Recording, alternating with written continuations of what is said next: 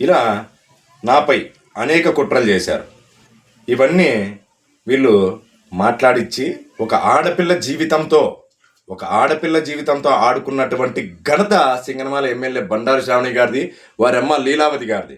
వారి వీటిపైన మీరు సమాధానం చెప్పమని నేను ప్రశ్నిస్తే మీరు ఎందుకు సమాధానం చెప్పలేక పారిపోతున్నారు ఎమ్మెల్యే గారు?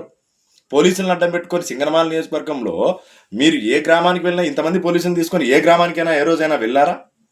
కనుంపల్లి గ్రామానికి ఎందుకు వచ్చారు? నా సత్తా ఏందో, నా పవర్ ఏందో చూపిస్తామని చెప్పి అధికారాన్ని అడ్డం పెట్టుకొని సొంత కార్యకర్తపై కుట్రలు చేసింది మీరు కాదా? సొంత కార్యకర్తకు సమాధానం చెప్పలేక ఎంతమంది పోలీసుల్ని ఇక్కడ పెట్టుకున్నారో క్లియర్గా చూడొచ్చు మీరు.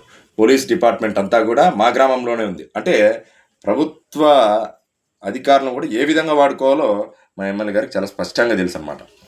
ఇలా మేము ఎమ్మెల్యే గారి కోసం, అది కూడా ప్రత్యేకంగా సింగనమాల ఎమ్మెల్యే బండారు శ్రావణి గారి కోసం పనిచేసినటువంటి ఫ్లెక్సీలు ఎన్నో ఉన్నాయి. నా కుటుంబాన్ని మీరు వేధించింది వాస్తవం కాదా? నా కుటుంబంపై అక్రమ కేసులు పెట్టించింది వాస్తవం కాదా? దానిపైన మీరు సత్తా, శక్తి సామర్థ్యాలు, మీకు నిరూపించే శక్తి సామర్థ్యాలు ఉంటే, ఈ కార్యకర్త అడిగినటువంటి ప్రశ్నలకు సమాధానం మీకు ఉంటే బహిరంగ చర్చకు మీరు సిద్ధమా? మీ అనుచరులైనా సిద్ధమా? నేను సిద్ధంగా ఉన్నా. మీరు నిరూపించగలరా? వైసీపీ వారితో చేతులు కలుపుతుంది మీరు. ఇదే కనుంపల్లి గ్రామంలో గత తెలుగుదేశం పార్టీ గెలిచినప్పటి నుంచి కూడా స్టోర్ డీలర్ వైసీపీ వారి చేతిలోనే ఎందుకుంది? ఎందుకు తెలుగుదేశం పార్టీ కార్యకర్తలకు ఇప్పటి వరకు ఎందుకు ఇవ్వలేదు? తెలుగుదేశం పార్టీ అధిష్టానం నా కార్యకర్త సమస్య తెలిసి సింగనమాల ఎమ్మెల్యే బండారు శ్రావణి గారికి, ఏడీసీ బ్యాంక్ చైర్మన్ ముంటిమడు కేశవరెడ్డి గారికి, అలాగే అప్పుడు ఉన్నటువంటి జిల్లా అధ్యక్షులు వెంకటశివుడు యాదవ్ గారికి ఈ సమస్యను పరిష్కారం చేయండి అని చెప్పి అందరినీ కాన్ఫరెన్స్ కాల్లోకి తీసుకొని 2 రోజుల్లో కూర్చోబెట్టి గ్రామస్తుల్ని, పార్టీ కార్యకర్తల్ని పిలిపించి ఎవరికి మెజారిటీ ఉంటే వారికి పని చేయండి, ఈ గీసులన్నీ తప్పుడు కేసులు పెట్టించావు, ఇవన్నీ కుదరవని చెప్పి మీకు స్పష్టంగా పార్టీ అధిష్టానం నుండి మీకు ఫోన్ కాల్ రాలేదా ఎమ్మెల్యే గారు? 2 రోజుల్లో సమస్య పరిష్కారం చేయమని చెప్తే 2 రోజుల్లో మా కుటుంబాన్ని, నా తల్లి మీద దాడి చేయించి, మా కుటుంబం మీద, మా ఇంటిపైన దాడి చేయించి, మమ్మల్ని చంపే ప్రయత్నం చేయించి మమ్మల్ని సెంట్రల్ జైలుకి పంపించిన ఘనత నీది. 2 రోజుల్లో పంపిలేదా? 2 రోజుల్లో పార్టీ నుంచి పరిష్కారం చేయండి అని చెప్తే పరిష్కారం చేయని వ్యక్తులు. పార్టీ ఎన్నోసార్లు కూర్చోబెట్టి మాట్లాడండి అని చెప్పి తెలుగుదేశం పార్టీ అధిష్టానం నుంచి మీకు ఫోన్ కాల్ రాలేదా? నారా లోకేష్ గారిని కలవలేదా? నేను కలిసిన తర్వాత కూడా మీకు స్పష్టంగా ప్రోగ్రామ్ కమిటీకి సంబంధించిన వారు మీకు ఫోన్ చేసి చెప్పలేదా? తెలుగుదేశం పార్టీ అంటే కనీస గౌరవం లేనటువంటి వ్యక్తి మీరు. కనీసం పార్టీ ఆదేశాలను తప్పుదారి పట్టిస్తున్నటువంటి వ్యక్తి మీరు. తెలుగుదేశం పార్టీ కార్యక్రమాలకు ఎన్నోసార్లు, 100 సార్లు నన్ను అరెస్ట్ చేయించావు. ఈ ఒక్కరోజే కాదు, 1వ తారీఖున కార్యకర్త వచ్చే సమస్య ఈ విధంగా ఉంది. ప్రసాద్, నీతో నేను మాట్లాడతా, ఒక్క నిమిషం ఉండు, పోలీసులు మీరు ఎందుకు పట్టుకెళ్తున్నారని చెప్పి పోలీసులను ఒక క్వశ్చన్ చేయలేదు. మీరు ఎందుకు 100 మంది పోలీసులను ఎందుకు తెచ్చుకున్నారు గ్రామానికి? నా పవర్ ఏందో చూపిద్దామనే కదా. మీ పవర్ చూపించాలని తెచ్చుకున్నారు. నా కుటుంబం ఎన్నో అవమానాలు ఎదుర్కొన్నాం మీతో. గతంలో ఏ రోజు కూడా వైసీపీ వారితో కూడా ఇన్ని అవమానాలు నేను ఎదుర్కోలేదు. ఈరోజు మీరు చేసినటువంటి కుట్రల్లో ఇన్ని కుట్రలు చేస్తారా? ఒక కార్యకర్తకు సమాధానం చెప్పలేని స్థితిలో ఇన్ని కుట్రలా? దాదాపు 1వ తారీఖు జరిగితే సోషల్ మీడియాలో ఆ రోజు నుంచి ఆ సంఘటనను మీడియా వారు చూపించడం జరిగింది. అనేక రకాలుగా నాకు జరిగినటువంటి నా సమస్యను చూపిస్తే మీరే మీడియాని బెదిరించడం, అంటే నా సమస్యను మీడియా చూపించకూడదు, సోషల్ మీడియాలో నా సమస్య చెప్పుకోకూడదు, పాత్రికేయ మిత్రులు వార్తలు రాయకూడదు. ఇవన్నీ ఎంతమందిని మీరు బెదిరిస్తారు? ఎంతమందిని మీరు బ్లాక్మెయిల్ చేస్తారు? చంపేస్తారా? ఇంతకంటే ఏం చేస్తారు? చంపడమే కదా మీకు మిగిలింది. రండి, చావడానికి కూడా నేను సిద్ధంగా ఉన్నా మీ చేతిలో. కానీ ప్రశ్నించడం మాత్రం ఆగను. నాకు తెలుగుదేశం పార్టీ అధిష్టానం న్యాయం చేసే వరకు నా పోరాటం చేస్తా. నా సమస్య తెలుగుదేశం పార్టీ అధిష్టానానికి తెలుసు. మీ పైన చర్యలు తీసుకొని నాకు, నా కుటుంబానికి న్యాయం చేసే వరకు మీతో పోరాటం చేసే తీరుతా.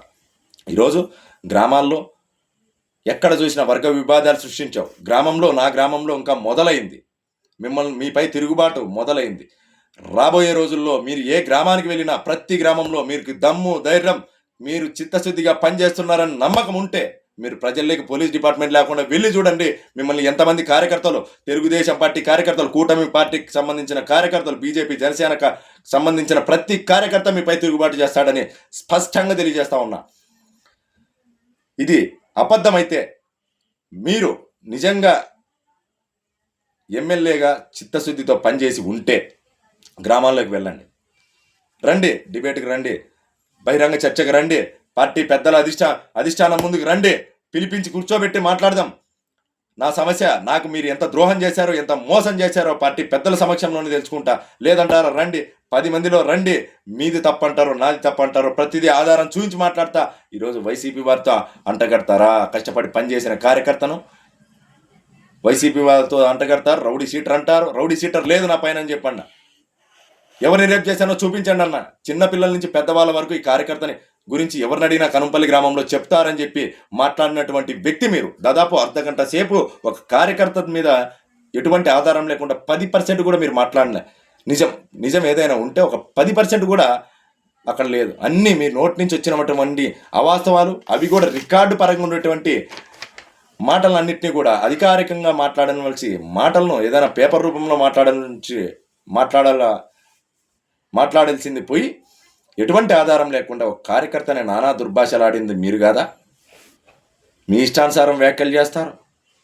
సోషల్ మీడియాలో నా సమస్యను చెప్పుకోనీరు. ఎక్కడైనా ప్రజా సమస్యల పరిష్కార వేదికలో ఫిర్యాదులు చేయడానికి వస్తే అరెస్టులు చేయిస్తారు.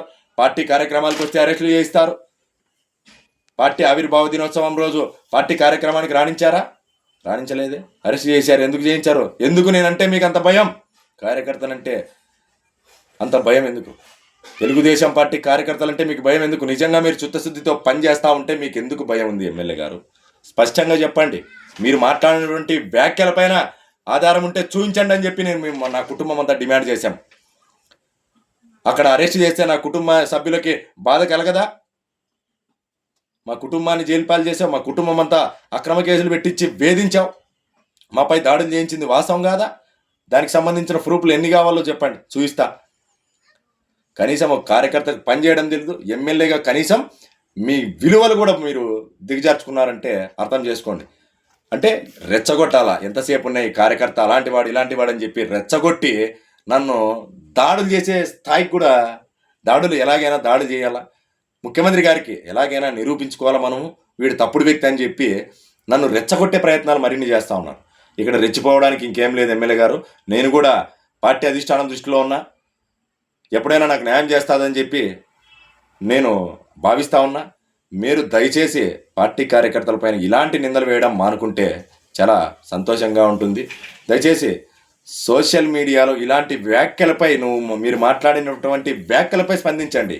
ఈరోజు మిమ్మల్ని ఎవరైనా సామాన్య వ్యక్తులు ఎవరైనా కూడా ఒక ఎమ్మెల్యే ప్రజాప్రతినిధి గ్రామాల్లోకి వస్తే అర్జీ రూపంలోనో లేదో వారి సమస్యలు ఏదో విధంగా చెప్పుకోవడానికి వస్తారు. ఎందుకు చెప్పండి అనేది పోయి ఒక కార్యకర్తను ఈ విధంగా అరెస్ట్ చేయించి అక్కడ అరెస్ట్ చేసే సమయంలో వాళ్ళు వీడియో తీస్తే వాళ్ళని బెదిరించడం ఏంది? ఎమ్మెల్యే గారు రండి, నేనైతే చావడానికి సిద్ధంగా ఉన్నా, మీ చేతిలో చావడానికి సిద్ధం, మీతో పోరాటం చేయడానికి సిద్ధం, తెలుగుదేశం పార్టీ అధిష్టానం దగ్గర మీకు మొట్టికాయలు వేయించడం సిద్ధం. నా దగ్గర ఉన్నటువంటి ప్రతి ఆధారంతోనూ నేను మాట్లాడతాను. మీరన్నా ఆధారం లేకుండా మాట్లాడతాను. కనీసం 10% అయినా మీరు ఎమ్మెల్యేగా పరిపాలన చేయడం లేదంటే ఎలాంటి నిర్లక్ష్యమైన పాలన ఉందో అర్థం చేసుకోండి. ఇప్పుడు చెప్తున్నా, మీరు ఏ గ్రామంలోకి వెళ్ళినా ప్రతి ఒక్కరూ ప్రతిపక్ష పార్టీ వాళ్ళు కూడా ఇక్కడ తిరగబడరు. సొంత పార్టీ వాళ్ళే, సొంత పార్టీ కార్యకర్తలకు, సొంత పార్టీ నాయకులకు మీరు అన్యాయం చేశారు, ద్రోహం చేశారు, వాళ్ళే మీ పైన తిరుగుబాటు చేస్తారని స్పష్టంగా తెలియజేసుకుంటూ మీ అందరి యొక్క మీరు చేసేటువంటి కుట్రల యొక్క కుట్రలో భాగస్వాములైనటువంటి వ్యక్తులందరికీ కూడా చెప్తా ఉన్నా, దయచేసి సింగనమాల ఎమ్మెల్యే గారు మీరు బహిరంగ చర్చకు సిద్ధమా? నేను బహిరంగ చర్చకు నేను సిద్ధం. మీరు సిద్ధమైతే పొద్దున్నే రమ్మనని చెప్పండి, ఎక్కడికి రమ్మంటే అక్కడికి వస్తా.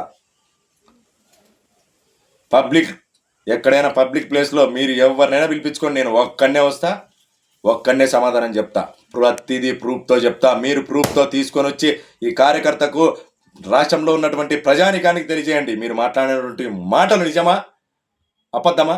ఈ వ్యక్తులు మానభంగం చేశాడు, రేప్ చేశాడని చెప్పి ఒక ఆడపిల్ల జీవితంతో ఆడుకుంటున్నారే. మానభంగం రేప్ చేసింటే ఆ కేసు నా పైన పెట్టండి అని చెప్పి నేనే స్పష్టంగా అడిగాను.